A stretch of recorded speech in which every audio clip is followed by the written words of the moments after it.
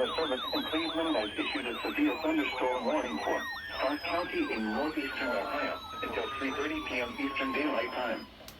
At 2:49 p.m. Eastern Daylight Time, a severe thunderstorm is located over Huntsville, Oregon, 9 miles north of Canton, moving southeast at 20 miles per hour.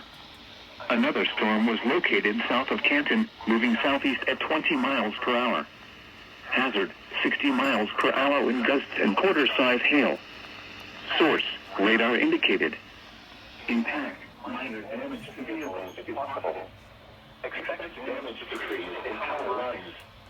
Locations impacted include Canton, Green, Alliance, North Canton, Louisville, Monroe, Hartsville, Waynesburg, East Sparta, East Canton, Myers Lake, Hills and Dales, Limaville, Greentown, Robertsville, Maximo, Uniontown, and Perry Heights. For your protection, move to an interior room on the lowest floor of a building. Repeating, a severe thunderstorm warning has been issued until 3:30 p.m. Eastern Daylight Time for the following counties: Stark, Ohio.